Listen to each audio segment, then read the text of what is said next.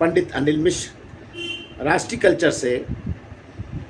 इस समय अभी गुरु पूर्णिमा का अवसर है और इस पर मैं आपके लिए एक विशेष लेख और विशेष विचार लेके आया हूँ।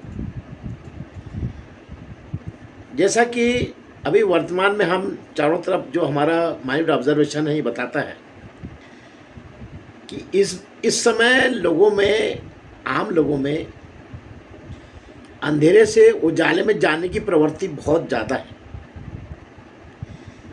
और अंधेरे में से उजाले की तरफ जाने के लिए जो गुरु लोगों की आवश्यकता है वो तलाश हर व्यक्ति को है। लेकिन ये भी देखने में आ रहा है कि इसमें से ऐसे कई गुरु सामने आ गए हैं जिन्होंने भक्तों को निराश किया। जिन गुरुओं के लिए लोगों ने अपना तन मन धन सब त्यागा, जिनके विचारों को उन्होंने आत्मसात किया, उनमें से ऐसे बहुत से कलियुगी गुरु भी सामने आए हैं जिन्होंने अपने शिष्यों को लजाया और इतना लजाया कि कुछ तो उसमें से भी जेल में बैठे हुए हैं, कुछ आजीवन कारावास भोग रहे हैं और कुछ लोगों ने इतना ज़्यादा आर्थिक, मानसिक और शारीरिक शोषण भी किया है कि शिष्य अपने आप को ठगा सा महसूस करता है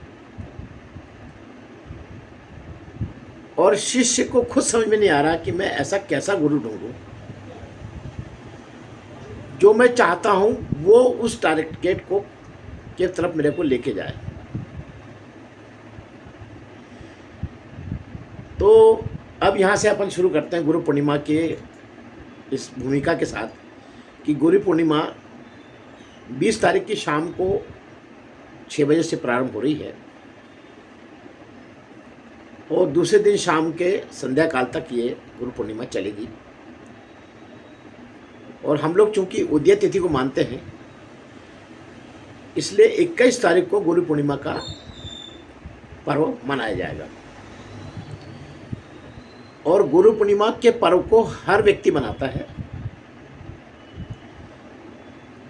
उसकी जो पैतृक परंपरा जो है उसमें गुरु पूर्णिमा का स्थान शुरू से बना हुआ है और उसका कारण यह है कि हम लोग सभी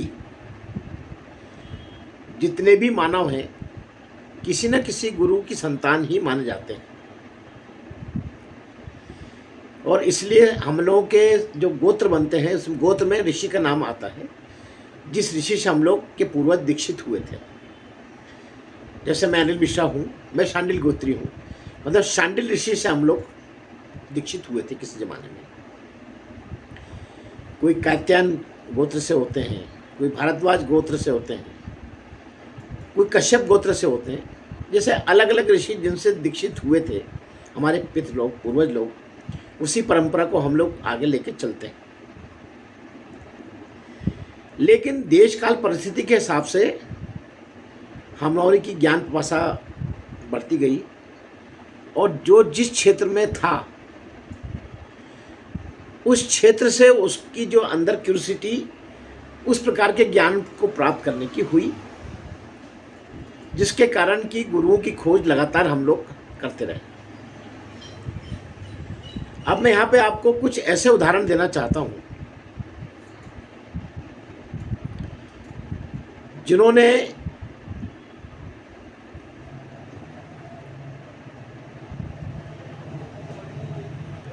गुरु परंपरा की एक नई परंपरा को शुरू किया था और उसमें सबसे पहले आगे नाम आता है भगवान दत्तात्रेय का। ये कलयुग के आपको ऋषि मुनि बता रहा हूँ मैं फिलहाल में, जो कलयुग के प्रारंभ के समय ही जिन लोगों ने अपना आविर्भाव जिनका हुआ था और जिन्होंने इस गुरु शिष्य परंपरा को बहुत विस्तार दिया है, बहुत विस्तार दिया। इसके पूर्व में अगर अपन जाते हैं तो पूर्व में सबसे बड़े जो गुरु माने गए हैं जो शैव संप्रदाय से थे उन्होंने अपने शिव को माना, जो वैष्णव संप्रदाय से थे उन्होंने अपने गुरु विष्णु जी को माना, और जो ब्रह्म संप्रदाय से थे उन्होंने ब्रह्म ऋषि को माना या ब्रह्मा जी को माना। जहाँ से मतलब पृथ्वी की उत्पत्ति हुई वहाँ की बात हो रही है। लेकिन कालांतर में जैसे जैसे शिक्षा और दीक्षा बढ़ती गई, हम लोग की ज्ञान पिपासा लगातार बढ़ती चली गई, और उसमें एक जो अटक जो हमारे ग्रंथों में डाल दी गई थी पहले सतयुग के समय से, उस अटक का दुष्परिणाम ये हुआ कि हमको वो गुरु मिल ही नहीं पाए जिनकी हम तलाश जिंदगी भर करते रहे। वो ऐसा इसलिए कि हमारे ग्रंथों में ये उल्लेख कहीं कहीं आया कि भाई जो गुरु बना लिया उसके अलावा दूसरे गुरु पे ध्यान मत दीजिए, आपका एक गुरु आपके मोक्ष के लिए पर्याप्त होता है। ये थीसिस थ्योरी हमको मिली थी। लेकिन अब हमारा जो ज्ञान है वो मल्टी डायमेंशनल हो गया। एक बात, हम लोग की रुचि में भी परिवर्तन आया है। दूसरी बात, देश काल परिस्थिति ने भी हम लोगों को चेंज किया है। इसलिए अब हमारी ज्ञान पिपासा किसी एक गुरु से शांत होती ही नहीं। और खासकर कलयुग में भाई उस समय के जो ऋषि थे वो इतने तेजस्वी ऋषि थे। जैसे एक छोटा सा उदाहरण बता रहा हूँ मैं आपको कि परशुराम जी भी अपने गुरु की तलाश में निकले। तो वो भगवान दत्तात्रेय के पास आए। उनको पता लगा कि भाई एक बड़ा तेजस्वी संत आया है जिसमें तीनों धाराएं दिखती हैं। वो वैष्णव संप्रदाय की भी बात करता है, वो शैव संप्रदाय की भी बात करता है, वो ब्रह्मा जी के बारे में भी बहुत कुछ ज्ञान विस्तार करते हैं। तो परशुराम जी ने कहा यार ये हमारे लिए गुरु ठीक होंगे। तो वो अपने गुरु की तलाश में वहाँ गए। तो दत्तात्रेय जी ने तुरंत वहाँ एक परीक्षा का आयोजन कर दिया। जैसे ही परशुराम जी आए तो उन्होंने देखा कि दत्तात्रेय के सामने एक बहुत बड़ा शराब का घड़ा रखा हुआ है और 2-3 नर्तकियाँ बैठी हैं जो नृत्य कर रही हैं, और पूर्णतः से भोग विलास का वातावरण वहाँ पे दिख रहा है। क्योंकि परशुराम जी तेजस्वी थे, वो इस परीक्षा को समझ गए और उन्होंने वह साष्टांग दंडवत करके गुरु जी को प्रणाम कर दिया। जैसे प्रणाम किया वो सब चीज़ें गायब हो गई। तो ये तेजस्वी गुरु का ये एक प्रमाण है कि वो अपने शिष्यों की परीक्षा लेकर उनकी योग्यता के अनुसार उनको दीक्षित करता है।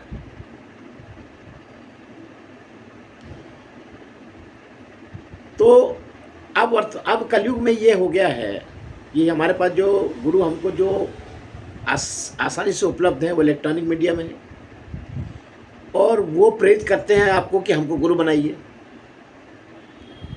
उसमें से ज़्यादातर तो कथावाचक हैं, जबकि कथावाचक और गुरु की साधना का कोई लेना देना नहीं है।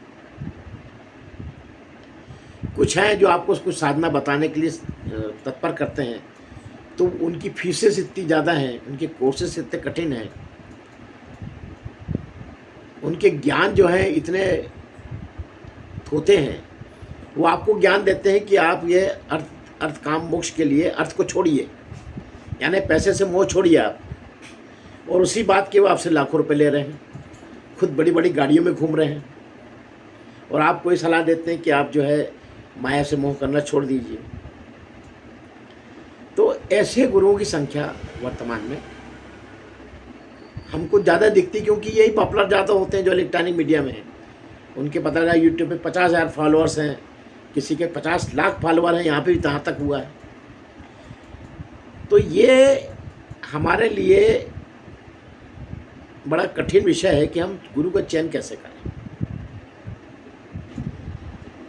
तो जो बुद्धिमान लोगों ने जो बताया है, जैसा भगवान दत्तात्रेय ने किसी गुरु पे विश्वास नहीं किया, उन्होंने हर उस जीव को, हर उस चीज़ को अपना गुरु माना जिससे उनको कुछ अच्छी चीज़ मिली। इवन मतलब उन्होंने पक्षियों को भी अपना गुरु माना, जो अपना उड़ना सीखते हैं, अपना भोजन पालन करना सीखते हैं। उन्होंने वायु को माना कि वायु कैसे आपको प्रफुल्लित कर देती है। उन्होंने अग्नि को माना कि अग्नि कैसे आपको प्रभावित करती है। ऐसे उन्होंने 24 गुरु बनाए अपने अलग अलग। तो ये हमारे लिए एक बेस्ट उदाहरण है कि किसी एक गुरु पे मत अटकिए। ये कलयुग में इसमें पूर्ण गुरु, संपूर्ण गुरु मिलना बहुत मुश्किल है। इसलिए जिस गुरु में आपको जो खासियत दिखती है, उसकी उस सीमा बंधन तक उसको अपना गुरु मानिए। और इसीलिए आपने इलेक्ट्रॉनिक मीडिया में देख रहे हैं आजकल की वो आपको कलयुग के बहुत से गुरु ऐसे दूसरे भी मिल रहे, खुद बोलते हैं वो कि हम ये आपको शेर के गुरु हैं, कोई बोलता है कि हम आपको भूगोल के गुरु हैं। तो ये सब चीज़ें जिनसे जो प्राप्त होती है उसके उस गुरु को उतनी मान्यता देकर उसकी आस्था मन में रखिए और उसके आगे संपूर्ण उसमें अपना आहुति देने से किसी गुरु को, एक गुरु को देने से कुछ काम होना नहीं। फिर दूसरी बात कि असली गुरु कौन है। तो असली गुरु को लोगों ने समझा ही नहीं कि असली गुरु हमारा कॉन्शियस माइंड है।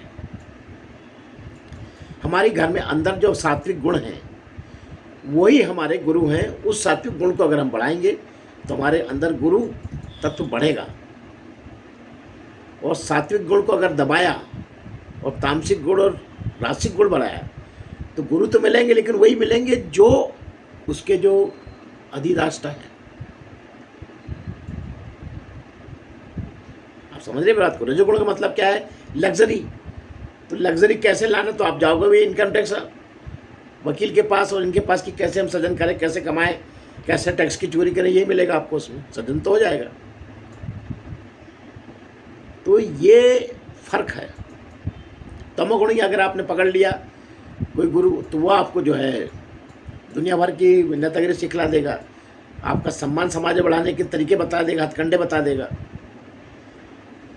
लेकिन जो आत्मिक शांति आपको मिलने की बात है, हमारा जो आध्यात्मिक जो गुरु बनाने का उद्देश्य है कि हमारा हम अंधेरे से उजाले की तरफ जाएं और इतने उजाले की तरफ जाएं कि हम मोक्ष का रास्ता पकड़ लें। तो इसके लिए आपको भगवान दत्तात्रेय का उदाहरण बेस्ट है कि उन्होंने 24 गुरु बनाए। आप भी अपनी असंख्य गुरु बनाइए, जिसमें जो क्वालिटी दिखती है उस चीज़ के लिए उसको मान्यता दीजिए और उसको उतना उसकी कदर कीजिए। उसके बाद जो जिसमें दूसरी चीज़ है उसमें उस गुरु को इतनी कदर कीजिए। सबको समानता से गुरु करिए। आप किसी एक गुरु पे आश्रित होने से आपका कल्याण नहीं होने वाला है। ये वर्तमान का स्थिति है। या अगर आप ये नहीं करना चाहते हैं तो सबसे बड़े आदि गुरु को मानिए। फिर आप सीधा आदि गुरु कौन है? भोले शंकर महाराज। भोले शंकर महाराज को अगर अपन अपना आदि गुरु बनाएंगे तो उससे आपको मोक्ष का रास्ता मिलेगा वहाँ। लेकिन वहाँ रजोगुण नहीं है। आप चाहते हो कि मेरा आर्थिक उत्थान भी हो, शारीरिक उत्थान भी हो, मानसिक उत्थान भी हो, ये सब चीज़ अगर आपको चाहिए तो आपको ऐसे सब गुरु को मान्यता देना पड़ेगा। भोले शंकर जी को भी देना पड़ेगा, शक्ति को भी देना पड़ेगा, विष्णु जी को भी देना पड़ेगा और ब्रह्मा जी को भी देना पड़ेगा। और इन सबको देने का मतलब ये है कि सबका जोड़ अगर मिलाते हो तो भगवान दत्तात्रेय होते हैं। भगवान दत्तात्रेय में तीनों गुण थे, रजोगुण, तमगुण, सतोगुण। उसी से आगे नाथ संप्रदाय बना। भगवान दत्तात्रेय के 9 शिष्य थे, 9 नाथ कहलाते थे वो।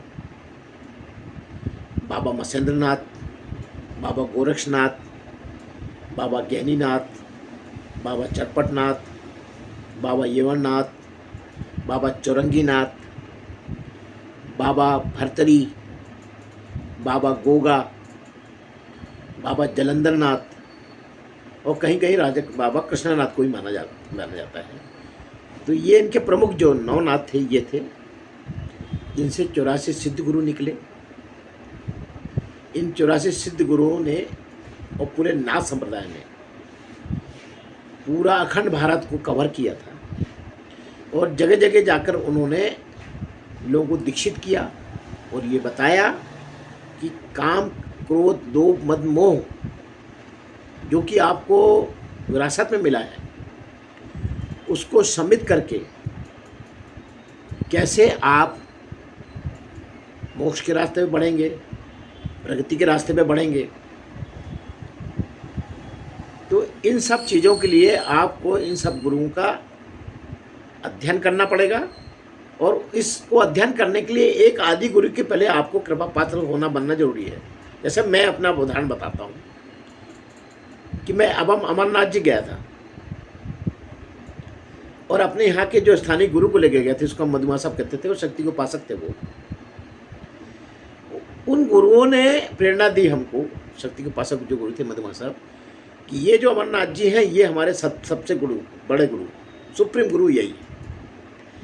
इनको आप अपना यहाँ गुरु सामने मान लीजिए हाथ जोड़कर कि हे बाबा बर्फानी, हे बाबा अमरनाथ जी, हम आपको अपना सबसे बड़ा गुरु मानते हैं और आपसे विनती करते हैं कि आप हमको शिष्य के रूप में स्वीकार कीजिए।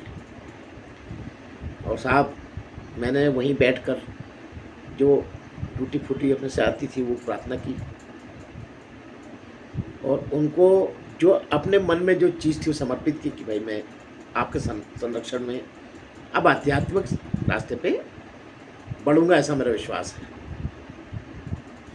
वहाँ से आने के बाद सब चमत्कार हुआ और जीवन में भयंकर चमत्कार हुआ।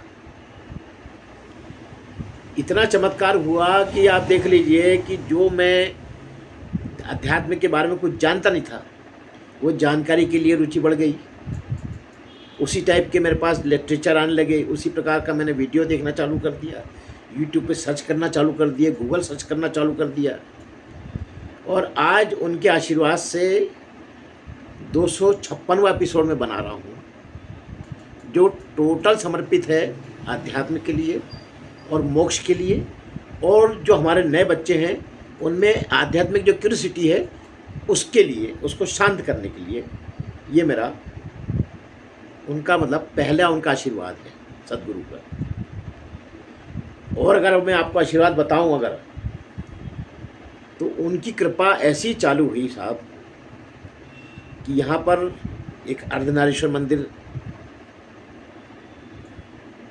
में के निर्माण में उन्होंने हम पे सिर पे हाथ रखवाया, हमको वो सौभाग्य प्राप्त हुआ।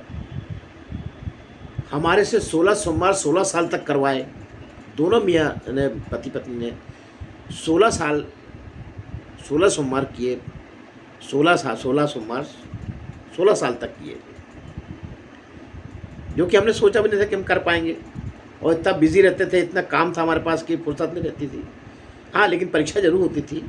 जब जब सोमवार पड़ता था उसी दिन मुझे ऐसा काम पड़ता था कि मुझे भोपाल भागना पड़ता था, और मैं निर्जल और सब किए हुए पूरा काम करके लौटता था रात को 9 बजे। फिर पति पत्नी भी जब तक वैसी बैठी रहती थी, फिर हम दोनों नहा के स्नान करके पूजा पाठ करते थे, तब जाके हमको वो प्रसादी ग्रहण होती थी। ऐसे परीक्षाएं भी हुई, लेकिन साहब चमत्कार तो गजब हुए। हर 16 सोमवार के समापन में हमारे हाथ से उन्होंने एक बड़ा ऐसा कार्यक्रम करवाया जो कि कभी इतिहास में सुनने में नहीं आया। जैसे हमने एक साल जीव देवताओं का सम्मान किया।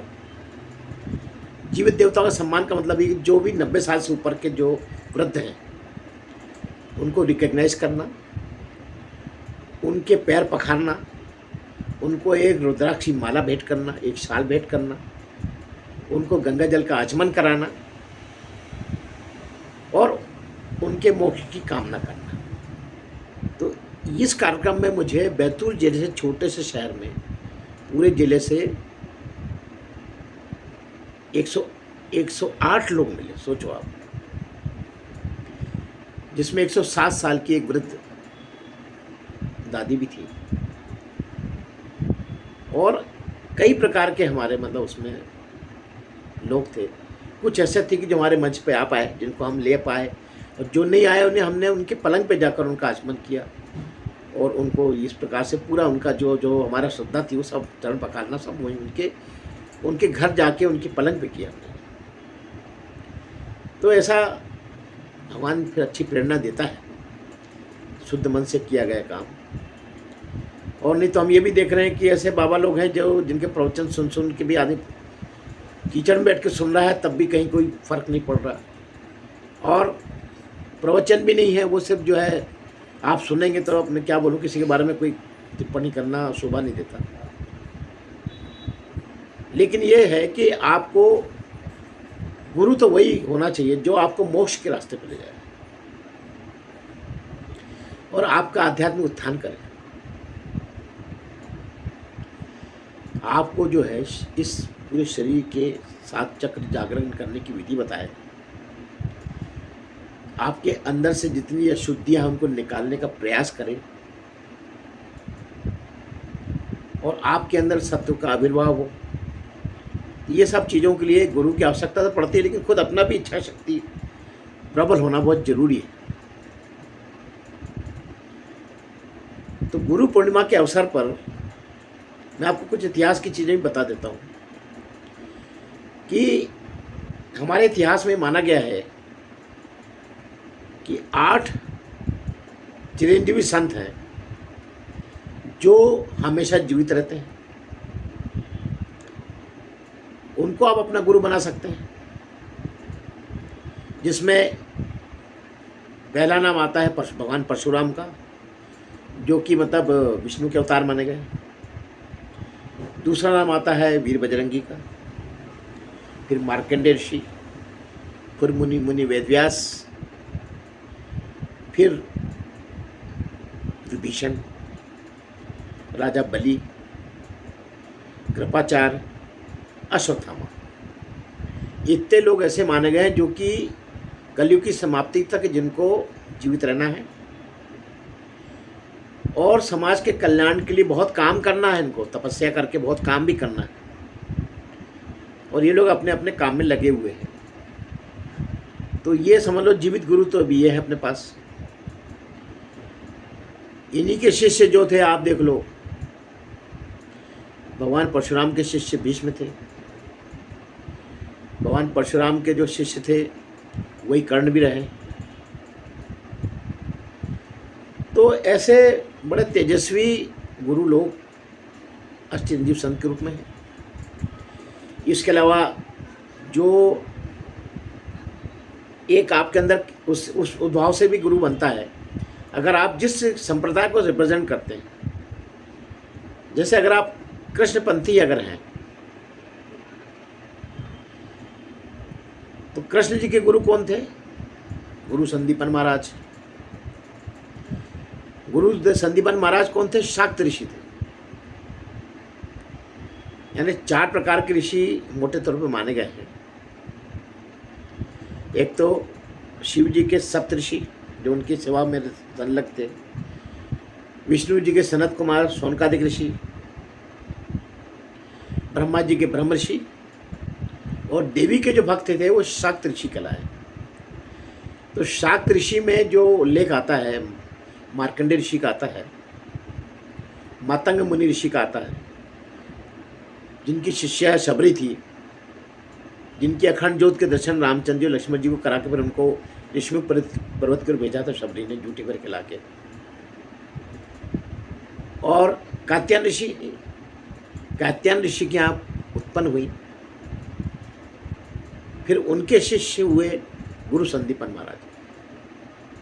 तो गुरु संदीपन महाराज जब नए नए आए थे कात्यायन ऋषि के पास, तब उन्होंने कात्यायन मात कात्यायनी की पूरी लीला देखी वहाँ पर, और कात्यायन ऋषि से उन्होंने शाक्त संप्रदाय के सारे जो थे सिद्धांत और जो उनकी तपस्या थी वो सीखी। बाद में वही गुरु संदीपन महाराज का जो आश्रम है अभी उज्जैन में है, जहाँ पे कृष्ण जी ने तपस्या अपने पूरा एजुकेशन किया। और यही कारण था कि कृष्ण जी उस मतलब गुरु का, संदीपन गुरु का जो नक्काशी थी कृष्ण जी में, टुकाई पिटाई, वो इतनी प्रबल हुई, इतनी तीव्र हुई कि जो कृष्ण माखन चोर के रूप में विख्यात था, माखन चोर और नटखट लीला करने वाला, वही युवा होने पर इतना बड़े योगी हुआ कि कालांतर में महाभारत में उसको जादूगर कहते थे, जिससे उसके जो दुश्मन थे कि जादूगरी करता है ये, जबकि वो उनकी योग शक्ति का एक बहुत बड़ा अंदर से इनबिल्ट हुआ था उनके अंदर। कात्यायन ऋषिकरण, उन्होंने मतलब जो है यंत्र की उपासना करी, बड़ी बड़ी शिव विद्या की उपासना करी, उनका कुंडली जागरण हुआ। उनके हाथ में जो सुदर्शन चक्र था वो भगवान परशुराम ने भेंट किया था उनको, और उसका संचालन कुंडली शक्ति से होता था। जो आपको दिखता ना चक्र हाथ में लगा हुआ, तो ऐसे चक्र लेके कोई बैठता नहीं था कि चक्र घूमता और हाथ में ऐसे बैठे हुए, ऐसे बैठेगा तो आदमी मूवमेंट कैसे करेगा, तपस्या कैसे करेगा। तो जब उसकी आवश्यकता रहती थी तो कुंडली जागरण से उसको उत्पन्न किया जाता था, और कुंडली जागरण की शक्ति से उसके प्रहार किया जाता था। तो ये कुंडली जागरण के अंदर की जो शक्ति है, ये कृष्ण जी की जागृत करी गुरु संदीपन महाराज ने, जिससे फिर बाद में योगीराज कृष्ण हुए। तो ऐसे सैकड़ों उदाहरण हैं। और जहाँ जहाँ गुरु को धोखा दिया गया, वो भी एक कथा बहुत बढ़िया है, आपने सुना है, मैंने सुनाई पहले, कि कर्ण ने ब्राह्मण बन के तब उनसे दीक्षा ले ली, और बाद में गुरु उसके बहुत चाहते थे, परशुराम जी बहुत चाहते थे। और कर्ण की एक जंघे पे सिर रख के अचानक की नींद लग गई। कर्ण ने कहा मैं हिलूंगा नहीं, चाहे कितना मेरे गुरु जी सो रहे हैं। अब लीला देखिए कैसा होता है चमत्कार, कि जांग में एक कृमि घुसा एक साइड से, अब वो अंदर से पूरा मांस को काटता चला गया, और कर्ण बिल्कुल कंठस्थ हो गया कि मैं हिलूंगा नहीं, चाहे मेरी जान चली जाए। और वो कीड़ा दूसरी तरफ से कृमि काट कर दूसरी तरफ से जांग में से निकला, और उसमें से खून का फव्वारा निकला। उस फव्वारे के गीलेपन से भगवान परशुराम जी की नींद खुल गई, और जब उन्होंने उसका वस्तुस्थिति समझी तो वो एकदम रुद्र हो गए, बहुत रूप हो गया। उन्होंने कहा कर्ण तुम सच बताओ, तुम ब्राह्मण नहीं हो सकते, ब्राह्मण में इतना धैर्य नहीं है, ब्राह्मण इतना शक्तिशाली नहीं हो सकता कि इतना बड़ा दर्द सहन कर ले, ब्राह्मण बहुत कोमल होता है। इतना बड़ा कीड़ा घुस के तुम्हारा शरीर काट गया और तुम हिले नहीं, और सिर्फ इसलिए कि मेरी नींद न खुल जाए। तो मैं तुम्हारी इस बात की तो कदर करता हूँ कि तुम मेरे को बहुत चाहते हो, लेकिन तुम ये बताओ, सच बताओ, तुम ब्राह्मण नहीं तुम क्या हो। तब कर्ण ने हाथ जोड़ के उनसे बोला कि साहब बिल्कुल सही बात है, मैंने आपसे झूठ बोला, और सिर्फ इस विद्या के लालच में झूठ बोला। मैं तो सारथी पुत्र हूँ, मैं कोई न क्षत्रिय हूँ न ब्राह्मण हूँ, मैं कुछ नहीं फंसा। तब वो उसमें गुस्से में परशुराम जी ने उसको श्राप दिया, ये विद्या आपको कभी काम नहीं आएगी, तो तुमने इस बड़ी वैसे सीखी है, जब तुम्हारी इमरजेंसी पड़ेगी तो ये विद्या काम नहीं आएगी, और तुम्हारा मृत्यु इस विद्या को भूलने से ही होगी। और वही हुआ। जब ये श्राप उन्होंने दे दिया तो कर्ण ने तो पैर पकड़ ली कि देखिए साहब, मैं तो आपका निर्मल भक्त हूँ, मैंने जो भी किया आपके प्यार में किया, तो मेरा कोई आप निवारण दीजिए। आप मैंने गलती जो है उसका तो मैं प्रायश्चित भोग, आपने श्राप दे दिया है, लेकिन मेरा निवारण करिए कि मेरा मोक्ष कैसे होगा ऐसे में। तब परशुराम जी ने उस शिष्य से कहा तुम्हारा मोक्ष तो मैं कराऊंगा, चलो मेरे साथ। और वो ले गए कहाँ, हिमालय पे कर्ण जी, और वहाँ उन्होंने इतनी कठोर तपस्या कराई, कर्ण से भी और खुद ने भी की, कि 2 हिमयोगी अन्नपूर्णा की पहाड़ियों में पक गए थे, दोनों कौन, परशुराम और कर्ण। और उनकी गर्मी के प्रताप से एक नदी वहाँ से निकली जिसको पिंडार नदी कहा, और वो पिंडार नदी का इतना बल फोर्स बढ़ा कि वो आके अलकनंदा में मिली। जहाँ मिली उसको कहा गया कर्णप्रयाग। उसी कर्णप्रयाग में जब कर्ण जी की मृत्यु हुई तो परशुराम जी के शिष्यों द्वारा कर्ण के शिव को लाया गया, और वहाँ उनके मोक्ष का पूरा जो विधि है वो परशुराम जी ने खुद अपने हाथों से करी। तो ऐसे गुरु शिष्य की परंपरा हम इतिहास में देखते हैं, बड़ी बड़ी परंपरा। ऐसे द्रोणाचार्य की भी अपन देखते हैं कि जो एकलव्य ने, जो उन्होंने द्रोणाचार्य की केवल मूर्ति बनाकर पूरी दीक्षा उनसे छुप छुप के देखी और की, और बाद में द्रोणाचार्य द्वारा अंगूठा मांगने पे 1 सेकंड में अंगूठा दे दिया। तो ये उदाहरण बनते हैं कि गुरु प्रेम ऐसा होता है, लेकिन गुरु योग्य होना बहुत जरूरी है। गुरु की योग्यता परखना और परखने का भाग्य होना, ये आपको दोनों चीज़ें ये आपके प्रारब्ध से होती है। अभी बहुत से ऐसे शिष्य हैं जो अभी वैसे गुरु के चंगल में फंसे हुए हैं, जो जेल में बैठे हुए हैं, और वो गुरु पूर्णिमा पे जेल की परिक्रमा करने जाते हैं।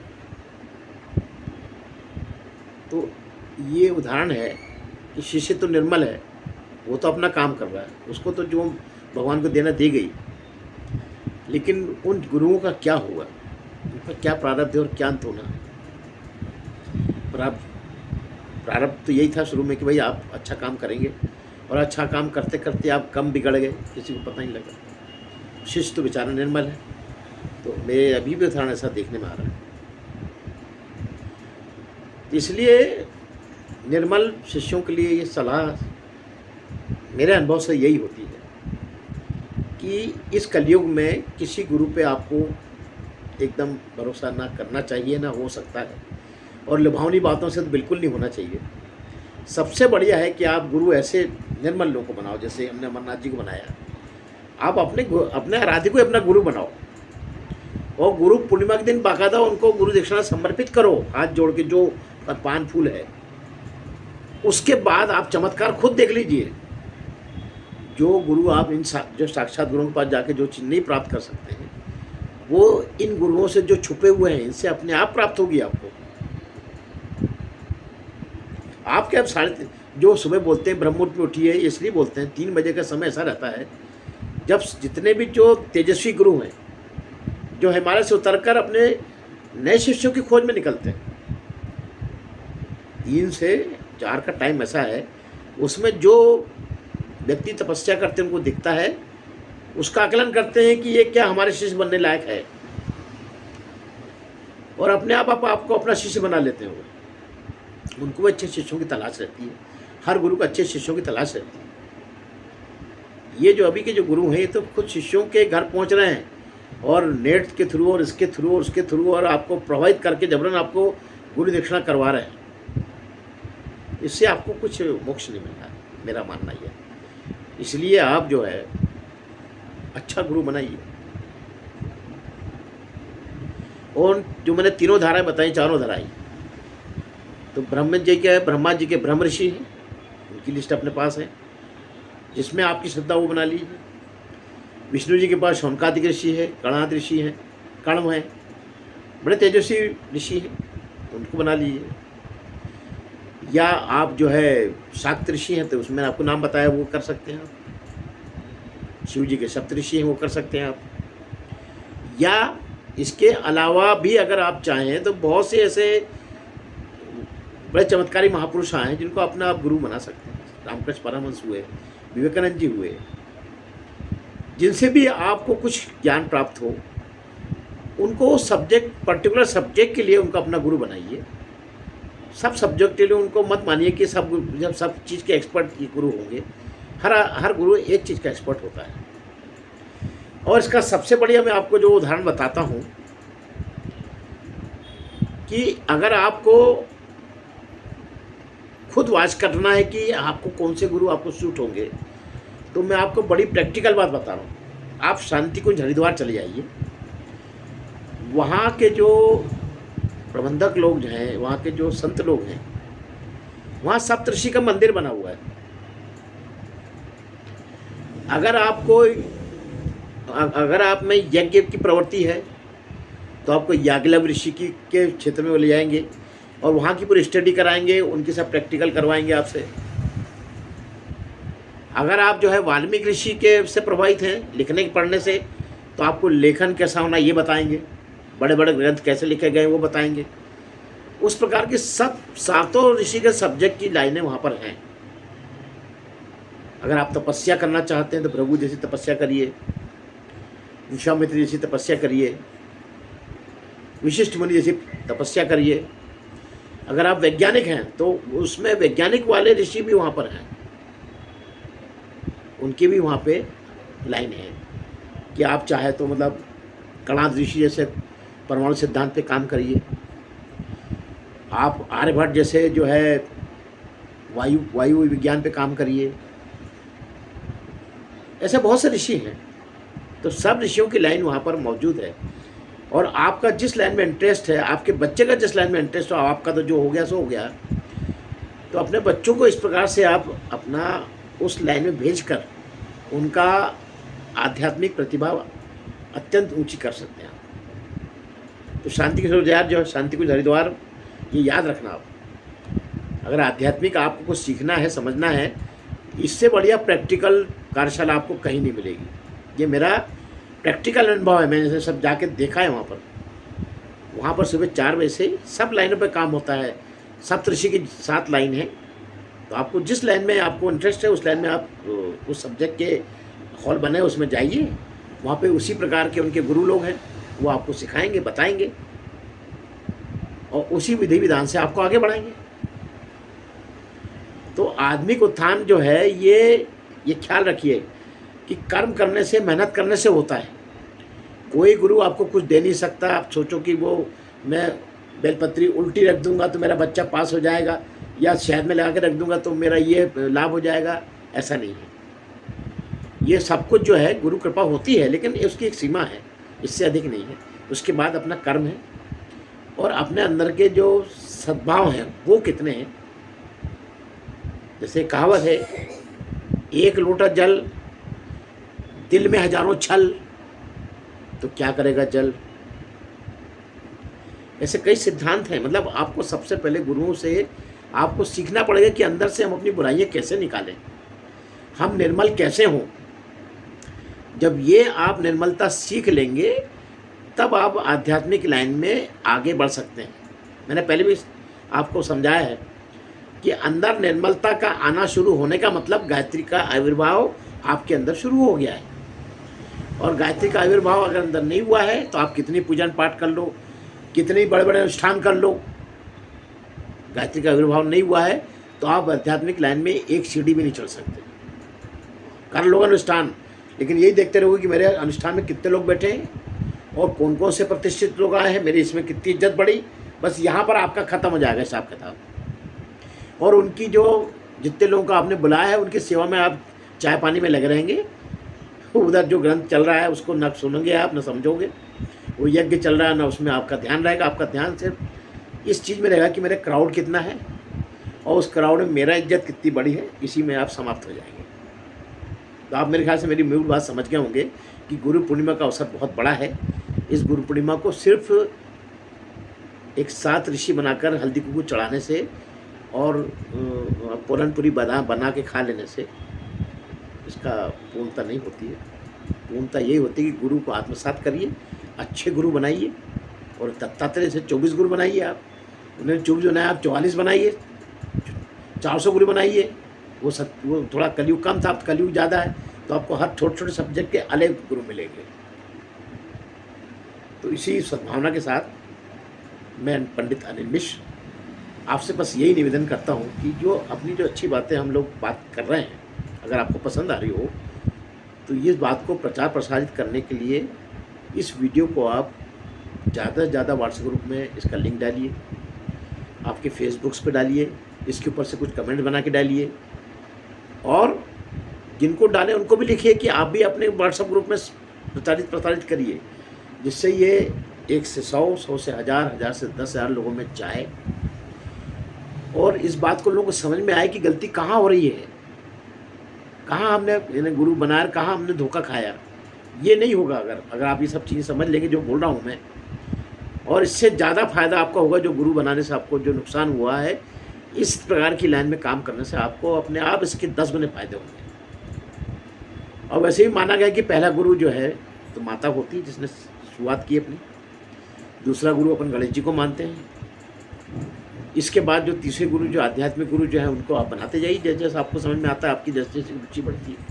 2 प्रारंभिक गुरु तो आपके रहेंगी और शिक्षक स्तर पे जो अपन जो शुरू में शिक्षा लेते हैं उसमें जो गुरु रहते हैं जो आपको प्राइमरी तक पढ़ाते हैं वो सब गुरु तो श्रेष्ठ माने गए हैं, निर्मल गुरु हैं वो।